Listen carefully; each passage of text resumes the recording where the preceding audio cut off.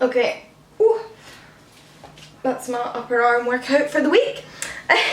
So you have already guessed by the title of this video, I am here with another book haul. I don't know what it's been about June in particular, but I just seem to have continuously accumulated books throughout the month. So yes, I have already done a June book haul earlier this month, but I have more books and I wanted to share them with you before the stack got even larger. But without further ado, let's jump straight in. I will begin as usual with the books that I bought myself. First up is something that's more of a pamphlet slash zine, and that is Beneath the Dead Oak Tree by Emily Carroll. So this is a small like graphic comic book pamphlet. There's a little peek at what it looks like inside. I picked this up at Gosh Comics, which is a comic book graphic novel store here in London that I adore and always find really interesting things in. But I have actually previously read some of Emily Carroll's work. She wrote a graphic novel short story collection, I believe, called Through the Woods or something along those lines.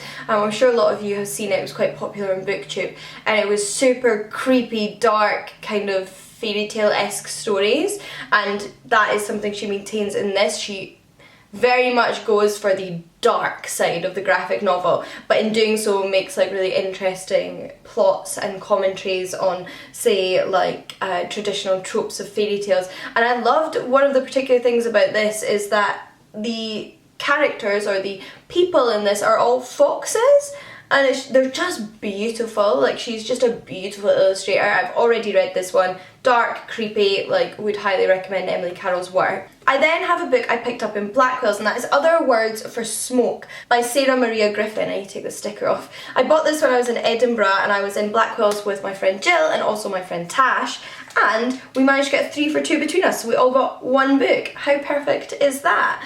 I decided to go for this as this is a book I'd seen around a lot recently and thought sounded really, really interesting. It's also got fabulous pink sprayed edges. It sounds like a kind of creepy gothic mystery, which is exactly what I'm into at the moment. It says the house at the end of the lane burned down and Rita Frost and her teenage ward Bevan were never seen again. The townspeople never learned what happened. Only May and her brother Rosa. They spent 2 summers with Rita and Bevan, 2 of the strangest summers of their lives. Dun dun dun. I very much picked this up on the basis of the blurb, so that's all I really know about it, but I think it sounds really intriguing and that cover is stunning. I then picked up a poetry collection I've had my eye on for quite some time, and that is A People's History of Chicago by Kevin Koval. This is published by Haymarket Books, which are one of my favourite publishers. They publish a lot of radical non-fiction, but also like fiction and poetry, as you can tell by this, and some of my favourite books have come out from them, and this just sounded really, really intriguing. It's inspired by Howard Zinn's quite famous book about American history and American people. And it focuses specifically on citizens of Chicago who are outsiders, and this very much focuses on the marginalised groups and individuals of Chicago's populace, and it sounds like it combines one of my favourite things with poetry, which is just a sort of like non-fiction edge, and it seems to explore a lot of Chicago's history and a lot of individuals who spent time in or lived in Chicago. It's even got little illustrations as well. Let me see if I can find, so for example that's Ida B. Wells, then we've got this gorgeous piece of artwork there.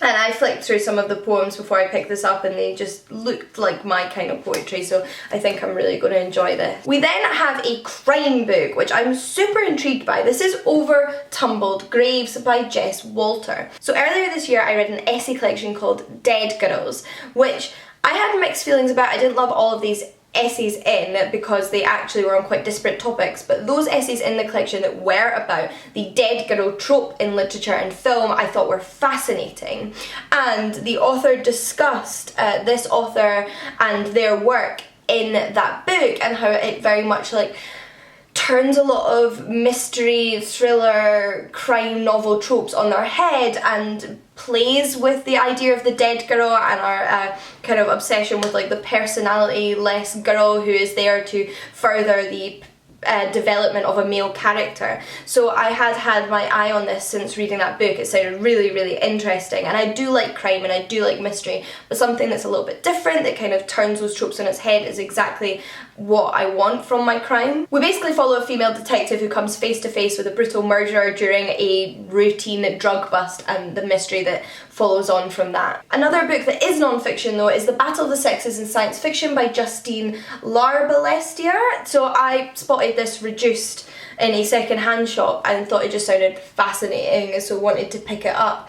I think the title is pretty self-explanatory, but it's exploring, you know, feminism and the way in which science fiction, the genre, can break down kind of gender stereotypes and kind of play with that, and how that's transformed over the decades. That's one of the things I've always liked about science fiction, or good science fiction in my opinion, is how it can be really experimental and explore human society in a really interesting way and with hypothetical futures. So I think through reading this I'm going to learn a lot about female science fiction writers I haven't read before that perhaps had a massive impact on the genre, and hopefully after reading this I will have some new books to check out, but I think this sounds like a really interesting non-fiction topic.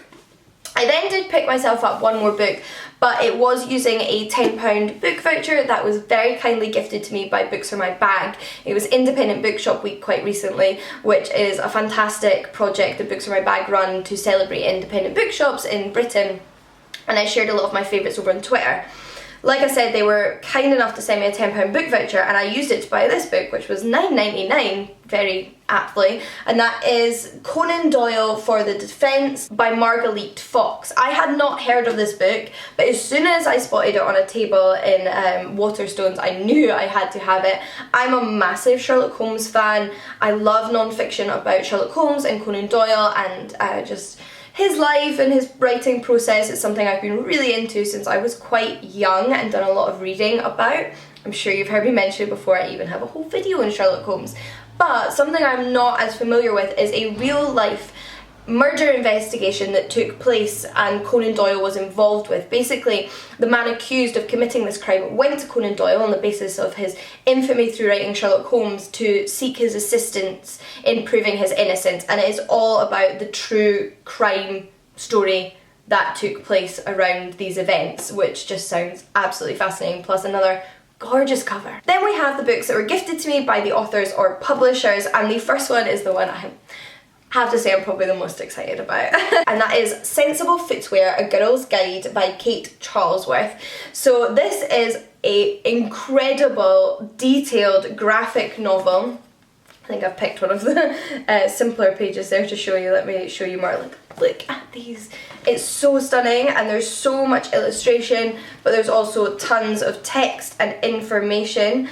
Like, oh, I am so excited to get stuck into this. Basically, Kate Charlesworth is a graphic novelist and an author and a comic book artist who has been working for decades and producing amazing content. She's also a gay woman that has experienced much of the tumult of LGBTQ+ rights in Britain over the 20th and early 21st centuries, and this book basically explores LGBTQ rights, activism, you know, pop culture through the decades via Kate Charlesworth's personal story. So we follow her life and her amazing interaction with these worlds, her own activism, and learn about LGBTQ+ Britain through that, which I think is absolutely incredible. I like the use of like personal narratives to explore history, and Kate Charlesworth is somebody that I actually know in person and love, and I'm just so excited. I know how much hard work has been put in to this graphic novel, so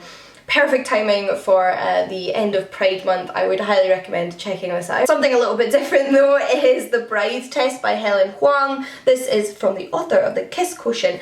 I mentioned this recently because I was going to listen to the audiobook, but I was very kindly sent a physical copy by the publishers, and thinking I'm going to read the physical copy now, but I would be interested to hear if it's okay to read this without having read The Kiss Quotient, because I believe they're sort of companion novels, and I would definitely read the Kiss Quotient afterwards if I enjoyed this, but I take it you can read them separately because they're following different protagonists. Let me know, I would like that confirmed.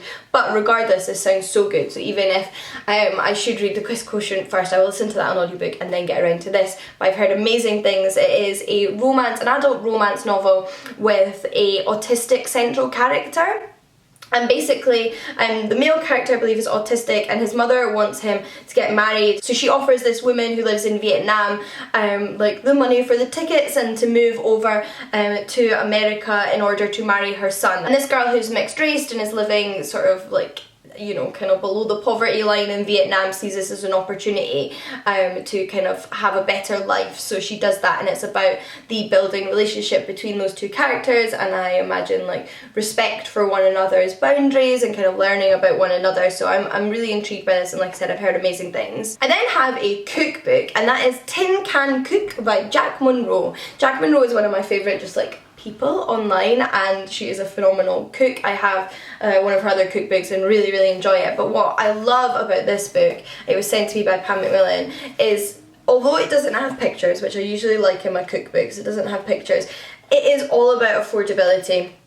Like, that is the purpose of this book, so that's why it doesn't have pictures. So it's like a cheaper book that you can pick up, and it's based on things that you can easily access, you might just have in the cupboard, you can pick up cheaply in the supermarket. And I believe Jack Monroe herself has talked about on Twitter how she has had to use food banks in the past. So this is based on her own experience of kind of like making exciting tasty recipes from the food she can access, and I think this is a kind of cookbook that will appeal to so many different types of people, and I myself am really looking forward to using it. It's not exclusively vegetarian or vegan, but it has tons of vegan and vegetarian recipes, which I often find with Jack Monroe's cookbooks, and yeah, I just think she's brilliant. I then have a non-fiction proof of Skint Estate by Cash Caraway. The quote on the front says, "You know what poor people are? They're weak, and you know who's even weaker? Poor women, poor mothers." So this is basically about being a woman and a mother and living in, you know, like poverty Britain, about all the stereotypes. Oh, they drive me insane. About how, you know, people living in poverty, or people who don't have lots of money or lots of opportunities, or just lazy, as if, like, you know, there's not a job shortage of like full-time paid work out there. It's not, like, we'll just ignore that, shall we? But it's basically Cash Caraway's memoir. It says, "Skint Estate is the hard-hitting debut memoir about impoverishment, loneliness and violence, set against the grim landscape of sink estates, police cells, refugees and peep shows." Now, I am from a working class background, although I'm very fortunate that I have never had to live in poverty, but it is like a topic I feel very passionately about, and I hate all the stereotypes and like the rhetoric that goes around surrounding like working class people and those that live in poverty, and, you know, just all that laziness, like I mentioned, that people talk about. And I think this just really seems like it's going to be tackling that. The tone sounds like something I'm going to really enjoy, and I think it's really great to see more books like this being published and hopefully getting the attention they deserve. I actually have quite a few more non-fiction books though to show you, and the next they were very kindly sent to me by Thames and Hudson. They are a collection of different ancient Greek and Roman history books, which, you know, I love. I'm a classicist, I'm an ancient historian, give me all of these books. The first one is A History of Ancient Greece in 50 Lives by David Stuttard. So this is kind of tackling the chronology of ancient Greek history, again, through like personal narratives, as much as you can get a personal narrative from ancient sources, you know, focusing in on individuals. It includes people like Sappho, Pythagoras, I'm assuming Pericles, yeah, we've got Pericles in here, Aspasia, Alcibiades. Oh my god, Alcibiades is a piece of work, but I love reading about all these people. So I think I'm very much going to enjoy this book. I think this sounds like a really great introduction to ancient Greek history, and yeah, and you can always, I suppose, flick through and read about individuals if you're also interested in doing that. We then have one of Thames and Hudson's World of Art books, and this is Greek Sculpture, the Archaic Period by John Boardman. So I love this series. This is a series of affordable, accessible art non-fiction books that Thames and Hudson does, not exclusively about ancient art, they have modern artists as well, like singling in on modern artists as well as different time periods of art, and I just think they're great. Like, art books can be incredibly expensive, but I think these ones like are priced really well and really accessible. So this one has lots of, you know, Greek art, funnily enough, specifically from the archaic period. So this is sort of like pre-democracy in Greece, very much early Greek art in the sort of Hellenic Greek world, and you know, it has a lot of influence on what comes later. So I really like this little sort of accessible bind up of that subject. It's something I studied a lot in university. And then lastly, Ancient Greece, Pocket Museum by David Michael Smith. This is basically, like the title implies, a pocket museum. You know, we can't all travel to all the different countries and continents to see all of the artifacts, but we can look at them in fabulous books and see how they relate to one another. This is basically just a book looking at important pieces of like Greek art, like Greek life, and telling you all about them. So like we've got a tripod cauldron here, and it tells you about that artifact. We've got the stone of Bibion, a votive plaque, everything and anything. So basically, if you like museums, this is a book for you, plus adorable, lovely little book. But a non-fiction book that is not related to antiquity was sent to me by Pam Macmillan, and that is The Adventures of Maud West, the Lady Detective, a remarkable true story by Susanna Stapleton. So this is another sort of non-fiction true crime book, and I was offered a copy of this by Pam Macmillan, by Emma, who runs Book Break, and she herself said that she loved this. She's been raving about this book, so it was very much her sell that made me want to pick this one up. I really trust Emma's opinion. I love her personal YouTube channel as well, which is Drinking by My Shelf, if you don't know. But it says Secrets and Lies in the Golden Age of Crime. Also, can we just talk about how gorgeous this book is? What the blurb tells me is that for more than 30 years, Maud West ran a detective agency in London, having started sleuthing on behalf of society's finest in 1905. So basically, Maud West was a private investigator and a woman, which seems kind of outside the norm from what I know of like PIs in the 20th century, and it's about all the crimes that she was involved in solving, so sounds fascinating. But before I go, I do have two last books, which are both graphic novels and were sent to me by Nobrow, one of my favourite graphic novel publishers, and the first one is Hecate, a Nightlight Story by Lorena Alvarez. So I recently read Nightlights, which is the first in this series. It's a middle grade graphic novel series, and I borrowed the first one from my library. This is book 2, which has just come out, and it looks equally, if not even more, beautiful than the last one. Like, this is just pure art. Oh, I love it. Here. Ah, so gorgeous, and I cannot wait to read this. Basically, our protagonist in these stories draws these pictures that come to life of this like weird, wonderful, magical, surreal world that she's made up in her head. And this is a new adventure that she goes on. I think she's off on a school field trip, yeah, and she finds herself in a magical new dimension. The first book in this series definitely did not shy away from like getting a little bit dark and creepy, so I'm hoping this one kind of does that too, because I love a little bit of dark and creepy. But I think these books are beautiful, so I'm so excited for this one. And then I'm sent a graphic novel by an author I haven't checked out before, and that is Skip by Molly Mendoza. But I may not have known about this book until recently, but I definitely wanted to read it as soon as I saw it, because it is another gorgeous graphic novel. Look at those colours! Beautiful. I only know what the blurb tells me about this one, which is when Bloom is suddenly flung into another world and meets the exiled but optimistic Gloopy, great name, the two youngsters find in each other a much needed kindred spirit. But as they skip through dimensions and encounter weeping giants, alligator islands and topsy-turvy 2D worlds, they find that their greatest challenge will be facing their own fears back home. So again, we seem to be exploring like other worlds and new dimensions in this one, although I think this one's for a slightly older audience. I'm definitely excited to check this out. But those are all the books I had to show you. Certainly no mean amount. I'm so excited. I feel like I've got a really exciting, diverse selection of books now scattered around me. I would love to hear from you if you have read any of these books or are interested in reading any of these books. But until next time, happy reading, and I'll see you all again soon. Bye guys!